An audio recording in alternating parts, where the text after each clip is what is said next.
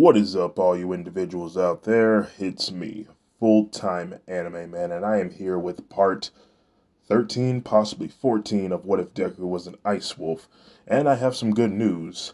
The final script for What If Deku Was an Ice Wolf is almost finished. That means that this series is almost coming to an end. I'll be sad to see it go, but unfortunately we gotta move on and get to some new stories. Now, with that out of the way, this is What If Deku Was an Ice Wolf.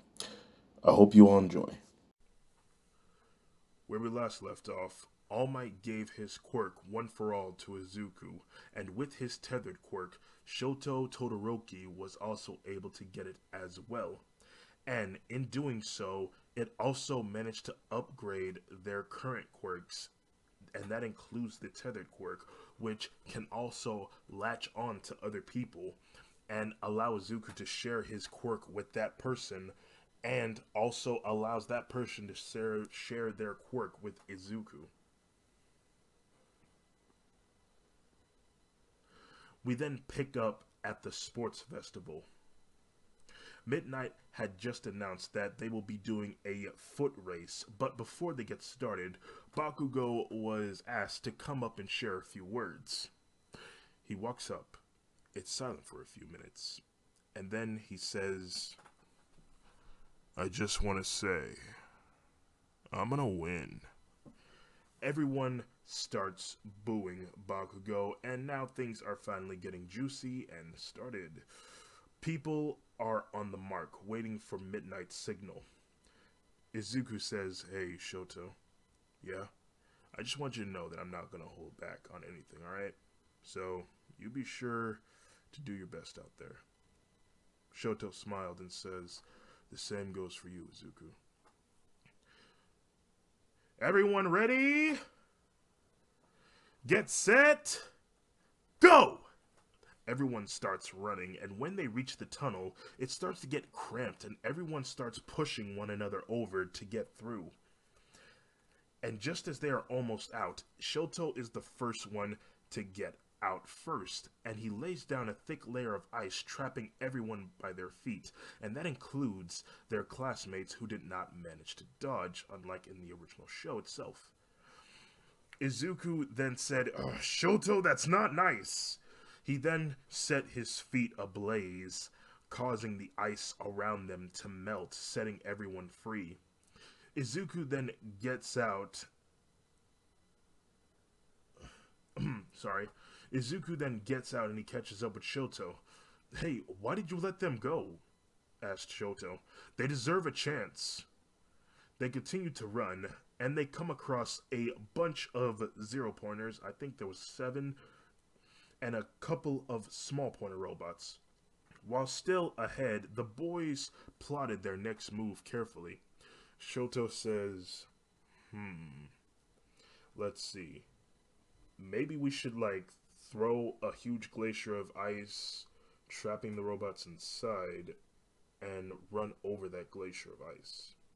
Izuku says, "No, because that would block the path for the other participants. Maybe we should use the pack howl and have them attack the robots for us." Shoto says, "Nah, that will just drain our stamina, and we need it." While thinking, the click-clacks of the robots' wheels and hinges and their metal pans start clashing against each other, and it started getting on Izuku's nerves, and he yells, "Hey, I'm trying to have a conversation with my brother, and you robots are being loud. Keep it down." He then waves his hand in the direction of the robots, and he conjures ice in front of them, destroying them as they fall into pieces. Izuku exhales with frustration and he says, "Shoto, just follow my lead."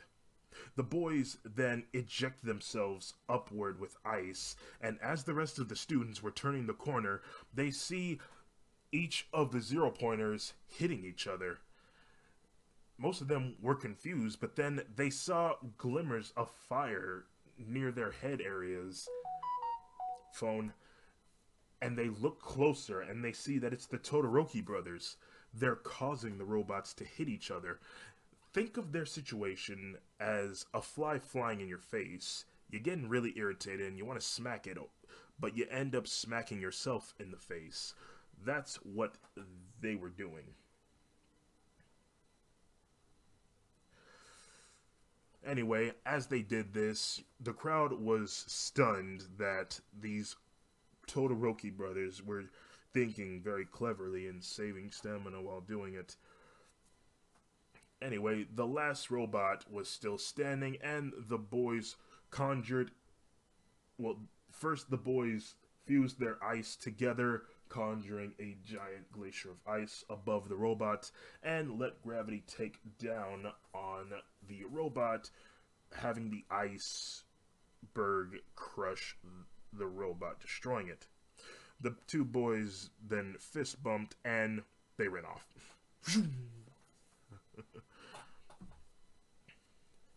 Bakugo was a bit ticked off about this. He was the one who wanted to show his quirk off to everyone.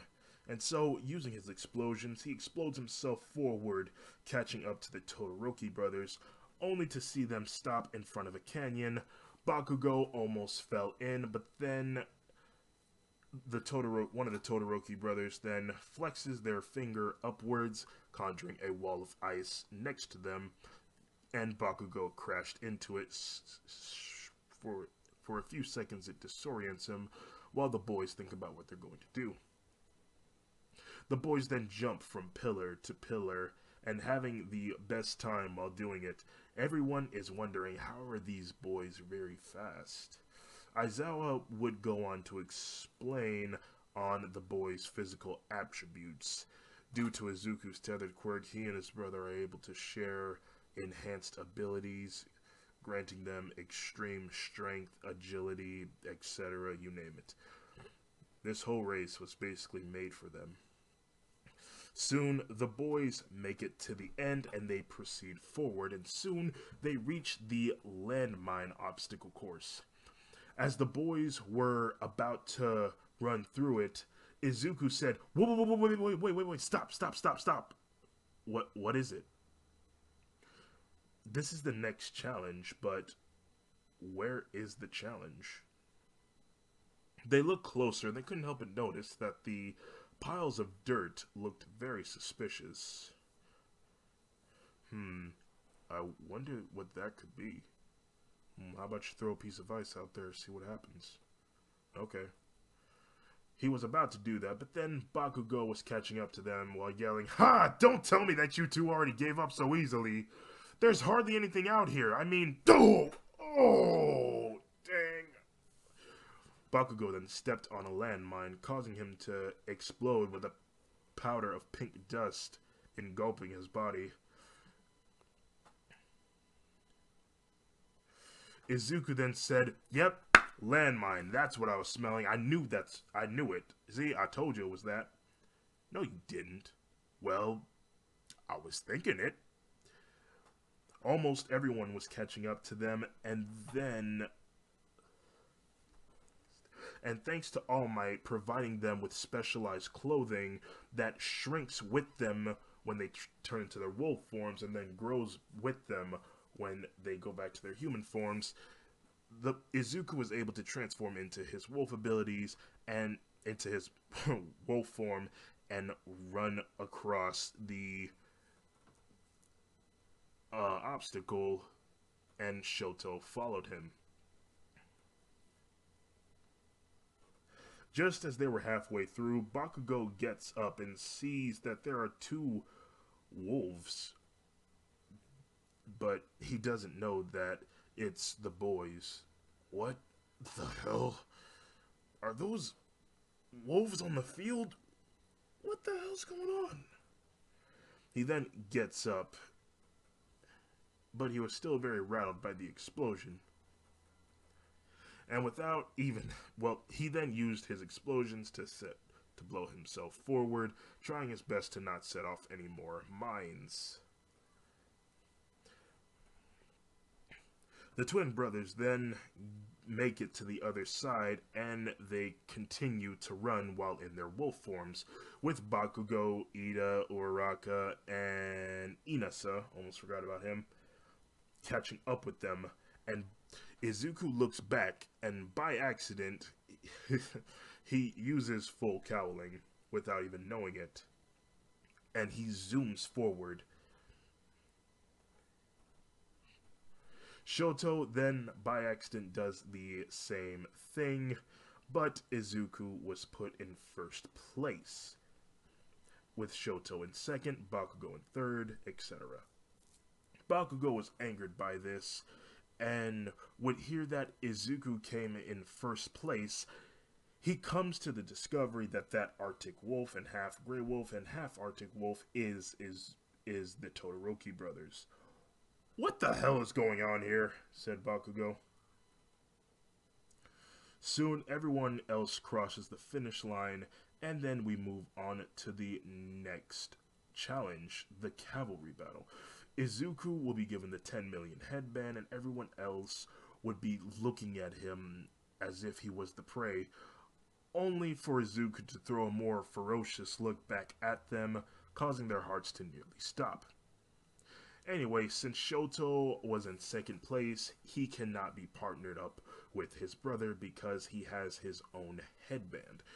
So they wish each other good luck. Things were easy for Shoto to find his team, but for Izuku, he wasn't having such an easy time for two reasons. One, people knew that he was with the League of Villains, but they do not care about the fact that it was brainwashed. They did not want to be acquainted with him. And two, he had the most points, and they did not want to be targeted because, they wanted to be on his team. During his, process of looking, people were running away from him. He was approached by a boy with red hair and a girl with green hair. "Hey, buddy, I couldn't help but notice that people are running away from you. Is it cool that if I join your team?" Sue then said, "Yeah, and can I join too?" A smile comes across Izuku's face, and he says, "Sure, thanks a lot for joining. I think it might be best if we have a third person on our team." He looks around, and he comes across Tokoyami, who agreed to join his team, only if he promises not to use his fire side, otherwise it could hurt Dark Shadow. Of course, Izuku would agree to those terms. And so, things get started. Izuku's team was ready and in the center of everyone. And as the sound of the wind flushes out the silence, Midnight then said, "Go." Everyone begins to charge at one another, but a majority of groups went for Izuku's headband, but Izuku told his team to run, just barely missing the hands trying to grab his headband. This goes on for a while until Izuku was forced to face against Monama's group, who took a direct assault on Izuku's group. At one point during their brawl, Monama touched Izuku's skin, and suddenly he conjured ice from the ground underneath Izuku, but they were barely able to dodge. Izuku kind of took a hit from that, and he retaliated, snaring Monama's team by their feet and having his team rush around Monama's team, and he would snag their headband worth 360 points.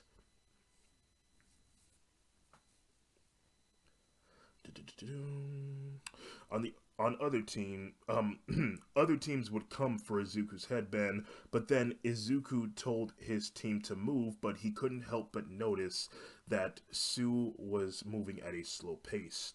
"Sue, what's wrong? Are you okay? You're not hurt, are you?" "No, it's just, I'm feeling a little tired, that's all." Kirishima says, "Oh no, dude, I just remembered. Sue's quirk is frog, and I think with all this cold air around her, it's causing her to slip into hibernation." Izuku says, "Oh no, Sue, I'm so sorry." "No, it's fine. I knew this would happen. Don't worry about me." "No, I'm not gonna disregard you. You are an important part of this team." He looks over to Tokoyami and says, "Now, Tokoyami, I know I promised that I wouldn't use my fire, but I have to keep Sue warm so that she doesn't fall asleep." Tokoyami says, "It's fine. I understand, and Dark Shadow is willing to endure it if it means the well-being of a friend." "Okay, here, Sue, take my hand." She does that, and Izuku warms her up, sending heat through her body, making Sue feel better. "Thank you, Izuku." "No problem. Now come on, let's go." They run off, and soon they were confronted by Bakugo's team, and since Kirishima is not on his team, Ojiro took his place. Bakugo looks at Kirishima with an angered look, and he says, "You traitor." "Sue, take my hand. It might get a little cold here." They then lunged at each other, and Bakugo, with explosion in his hands, throws them at Izuku, but Izuku dodges, and he builds a thick wall of ice right in front of Bakugo's path. "What the hell?" said Bakugo. And in one swoop, Izuku's team ran behind Bakugo and stole one of his headbands for about 50 points.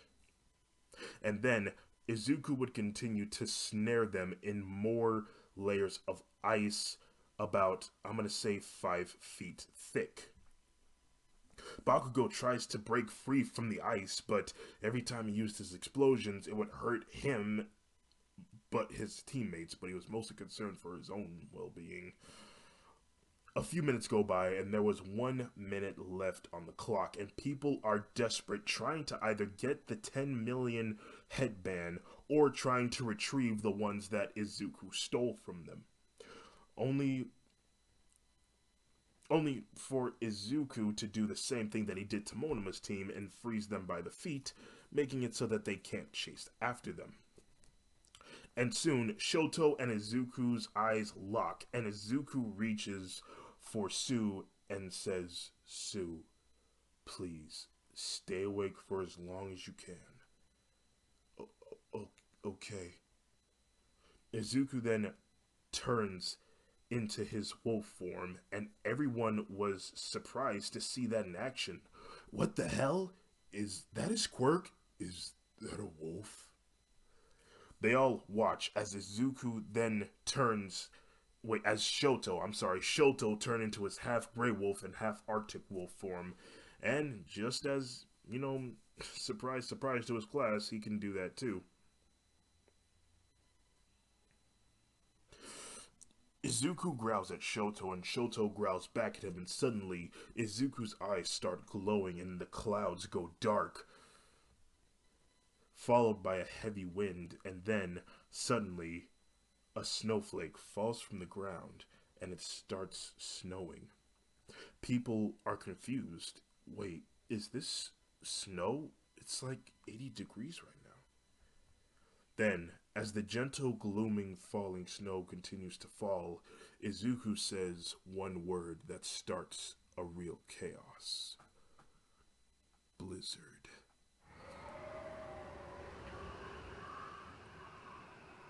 Suddenly, the snow began blowing in a circle with heavy winds, forming what appears to be a snow tornado covering the entire stadium. Everyone is blinded by the snow constantly hitting them in the face, or is completely unable to see because it's just, snow is covering everywhere. We then look back to Izuku, who is still concerned about Sue's well-being. Her eyes are slowly closing, and Tokoyami... Wait. And he says to Tokoyami, "Tokoyami, can you use Dark Shadow to keep Sue warm?" "Okay." He then does this, and Izuku continues the standoff with his brother. Suddenly, as Shoto continues to watch, The snow that was falling from the sky forms a giant wolf-shaped creature in snow in the same position as Izuku. He looks baffled by this. He was wondering if he could possibly do that too. He didn't have much time to think about that when the giant wolf-like creature then lunged itself at him, trying to bite him, but Shoto retaliates, shooting fireballs at it. But here's the thing about the giant snow wolf. It does not hurt people. It is made of snow, and as far as ice goes, snow is soft and it doesn't hurt people. It's simply there as a distraction until the time runs out. Moving on, back to Izuku, Tokoyami says, Izuku, the cold air around us is starting to get to Sue. Her body temperature is dropping dramatically. Just hang on there. There's just 10 more seconds left, Sue. Sue says in a weak voice, I don't think I can make it. Suddenly, Midnight starts counting down from 10, 9, 8. Sue starts to lose consciousness and is sliding down against Dark Shadow as she crosses her arms in front of her. Izuku looks at her. 7, 6. He looks back at Shoto, who is still shooting fireballs, and then back to Sue, who slowly lays her head down. 5, 4. Izuku then said, Tokoyami, move Dark Shadow. I need to keep Sue warm. But what about the match? If you touch the ground, you lose. I don't care. Izuku then jumps down and he reverts into his human form and takes Sue in his arms. As the snow began to lift, Midnight then said, 3, 2, 1, time's up! It revealed Izuku off of his stand, hugging Sue with fire rings moving up and down his body and Sue's body. But what is this? It looks like the team leader is concerned for his teammate. As Sue opens her eyes, she sees Izuku with his face inches away from hers. She speaks in a tired voice. Izuku, did we win? Izuku smiles and says, it's okay, don't worry about that. Oh man, I'm so sorry, Sue. I didn't mean to push you so hard. Izuku then stands up with Sue in his arms and he carries her to Recovery Woman's office. By the way, you did a really good job out there, Sue. But I'm the one who failed the team. Everyone watches as the white-haired boy carried off the frog girl. Midnight spoke. Oh, that is so cute. In fact, we're going to take a quick recess ourselves so that everyone can regain their energy. Soon after, Bakugo and his team was freed from their ice prison and was extremely angry that they were, basically left out of the entire thing. At Recovery Woman's office, she suggested that Sue just needed a moment to rest from the cold. You really didn't have to push her so hard. She's very fragile. Well, vulnerable is what I meant to say. Izuku says, there's nothing vulnerable about her. She's very strong. But you're alright. I shouldn't have pushed her hard. I'll be sure to apologize to her when she wakes up. The doors open to reveal Shoto, who came in concerned for Sue as well. Izuku, is she okay? Yeah, she's fine. She just needs to rest.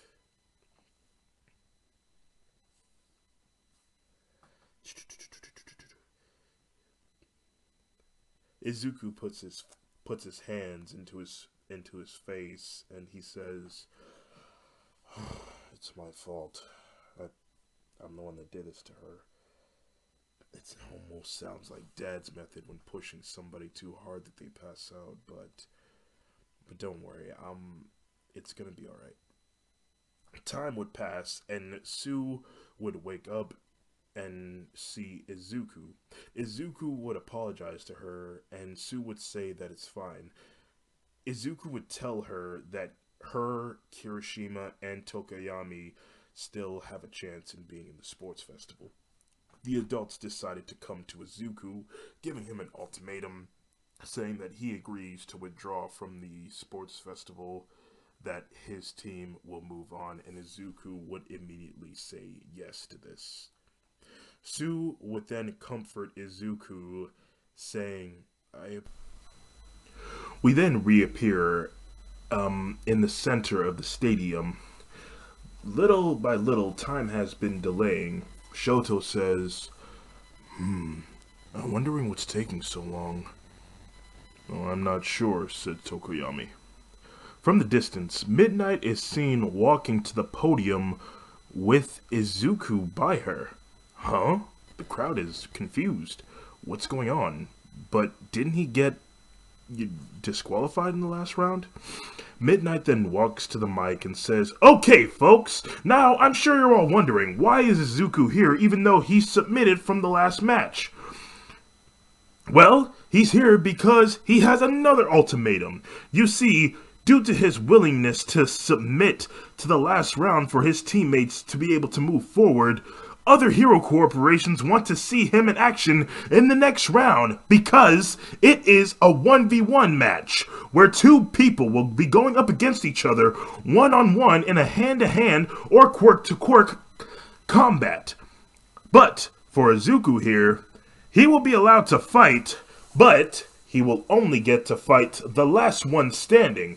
So the possible strongest one will go up against him in the last battle. So, are you all ready? Everyone starts cheering, and so the 1v1 begins. The first one to go is Shoto and Shinso. Now, before their battle began, Ida had something important to tell him, that Shinso might have a sort of mind control quirk, because this time Ida was in place of Ojiro's in Shinso's team. So Shoto would take note of this and would thank Ida for his warning. The two boys stood on opposite ends of the battlefield staring at each other. Midnight said, Begin! Shoto starts walking casually towards Shinso. Shinso would say things like, that brother of yours, I gotta say, he puts on a really good act, pretending to actually care about that frog girl, considering that he has connections with the League of Villains. It could have fooled me. Shoto sneakily conjures ice right behind Shinso, while staying silent. Shinso grows a little worried. If he doesn't talk, then he can't mind control him. I heard your brother was lost for 9 years and was raised by wolves. Such a shame. If you ask me, he was better off with his kind. That comment got Shoto's blood boiling. Those words just got under his skin that he had to resist the urge to comment back about it. He deeply heeded Ida's warning. And with only 5 steps away from Shinso, the adrenaline started rushing in and he wanted to go in for a direct assault, but before he could, Shoto was already in front of him and he was staring down at him, and Shinso looked deep into his eyes and he saw the roaring fire behind them from the hateful comments. He stood there, frozen with fear. Shoto then reached out his index finger and lightly poked Shinso on the center of his chest, causing him to step back and slip on the ice that was behind him. He then did a half flip before his head was the first thing that met the ground. Man, just imagining that kind of brings back a bad memory. Click, click. This would knock him out and the audience would cheer. We then move on to the next fight. Now, everything will go kind of the same, but there will be a few changes here and there. One of the changes is that Tsuyu Asui will be participating in the 1v1 battle. She will be going up against Zero. The tape dude, I'm sorry if I'm saying his name wrong. Their battle commences with Zero stretching while saying, "Alright, Tsuyu Asui. Now how about I'll take things slow for you, alright? So, why don't you take your best shot and Sue, I think oh, that's so.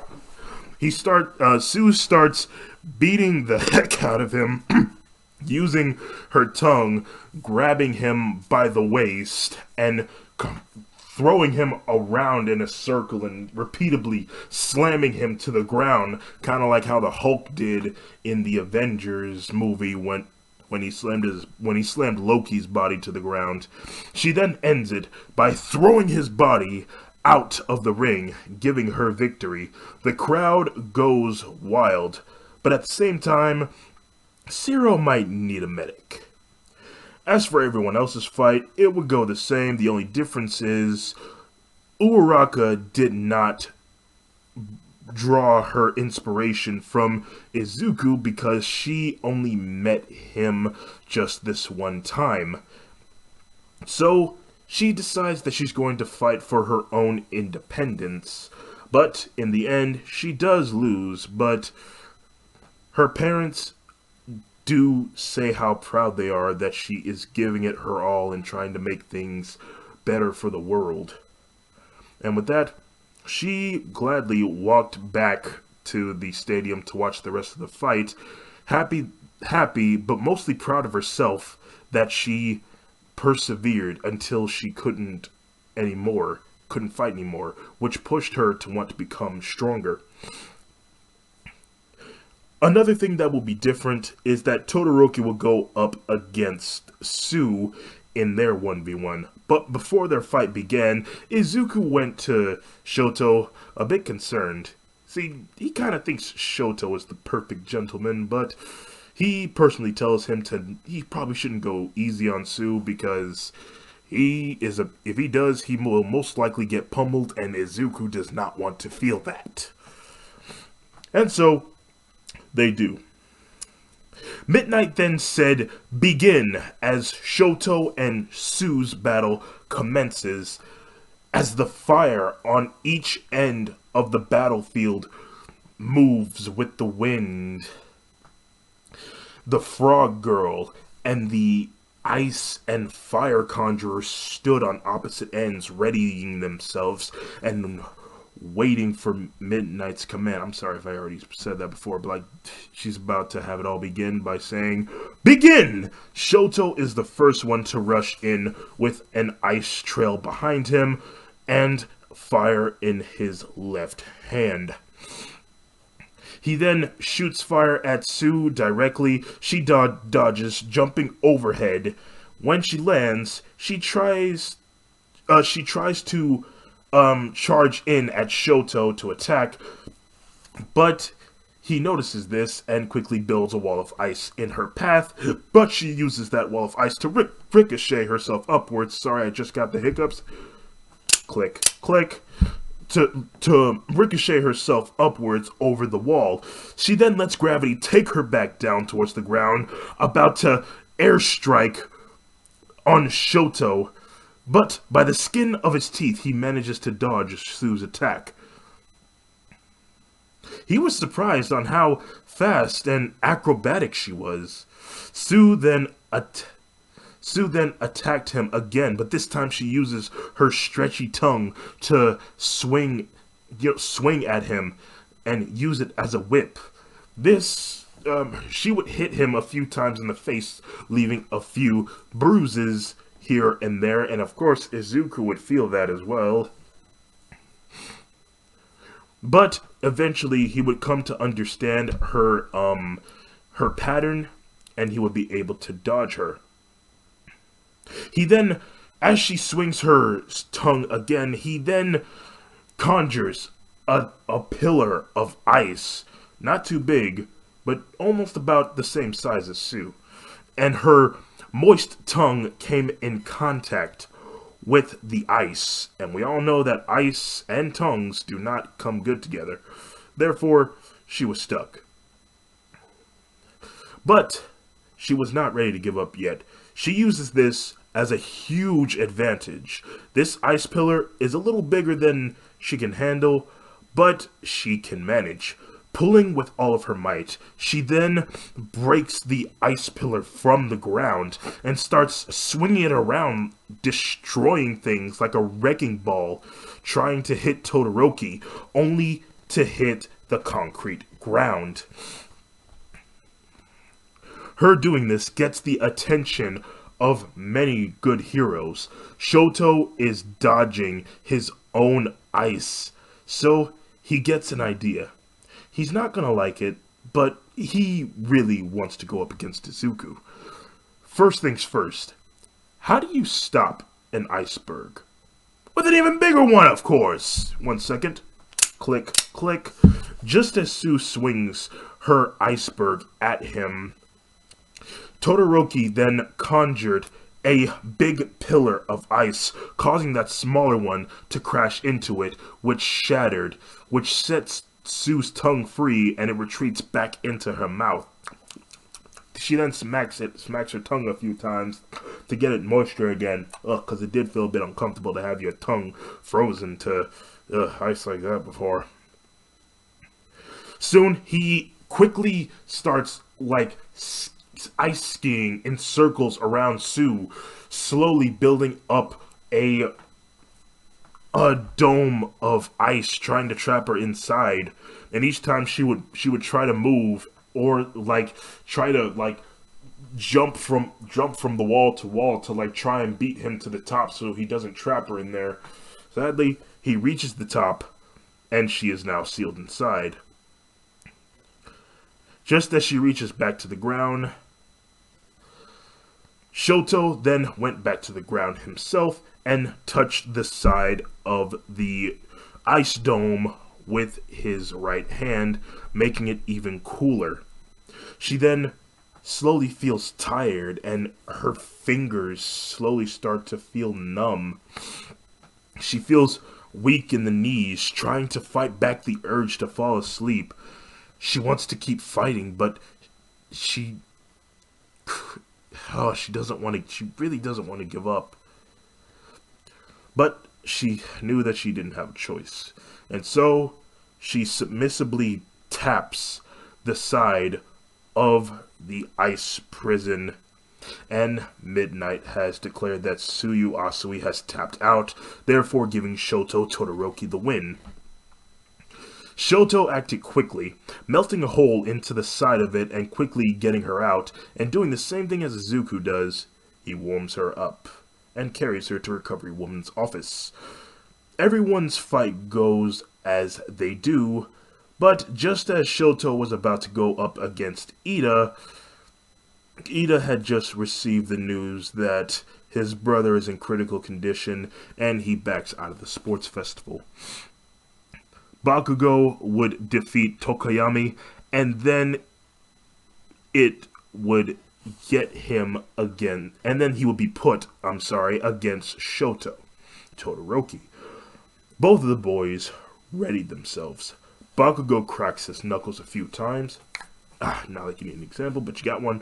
While Shoto stretches his arms out and his legs, kind of like how Goku does.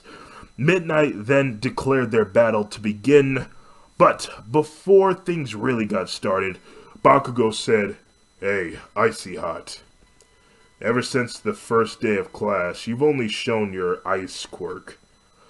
I know that by that red hair you also have fire as well. As expected, as I expect." I'm sorry, let me just read this real quick. "And I expect you to give me your all. Don't hold back. Shoot me with your fire now."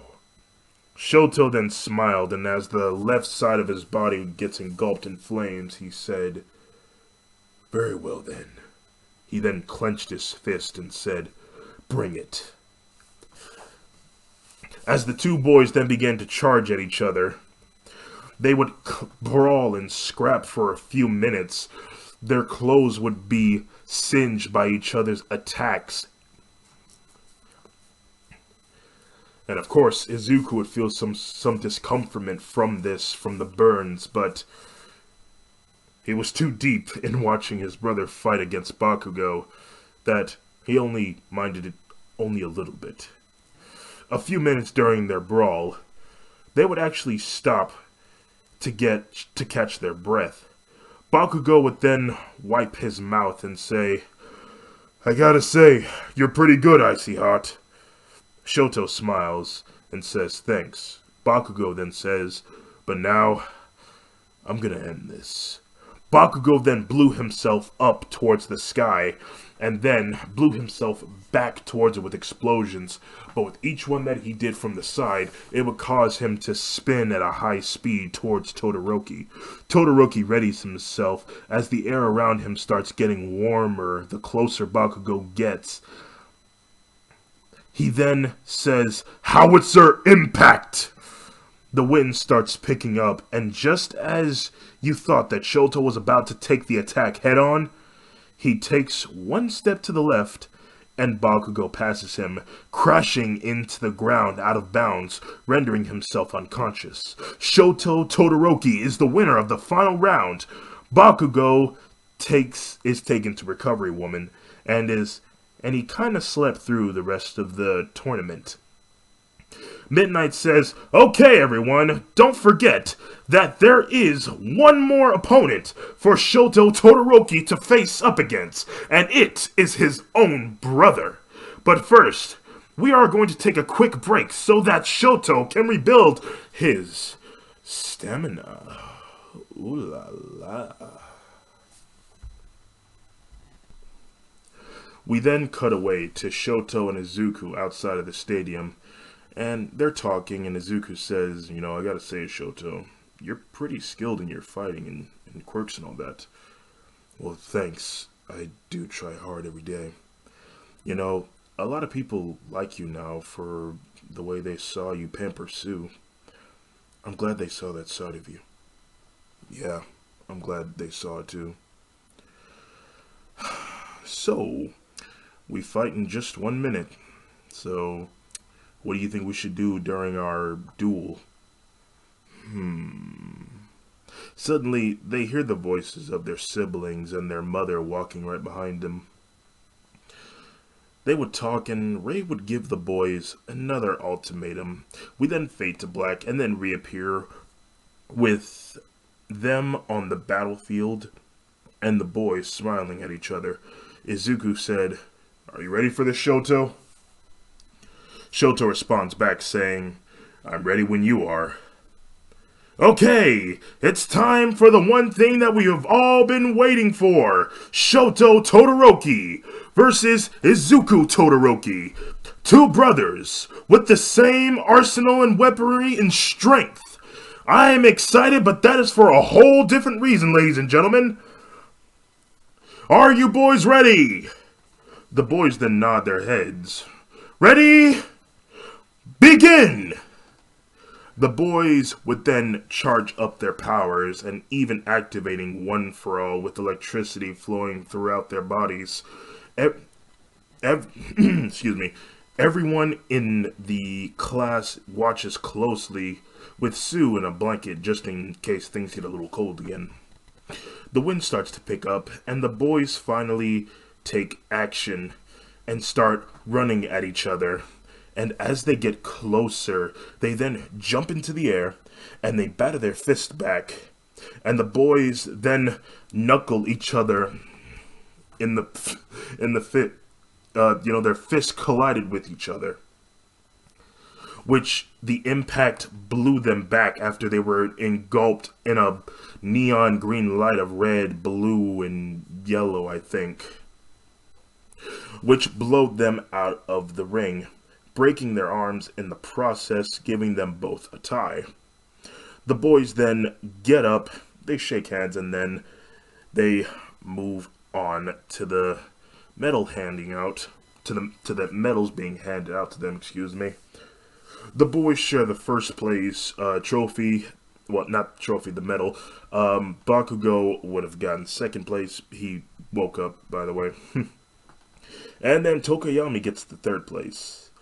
The day comes to an end when the Todoroki family gets together and they celebrate on Izuku and Shoto's victory.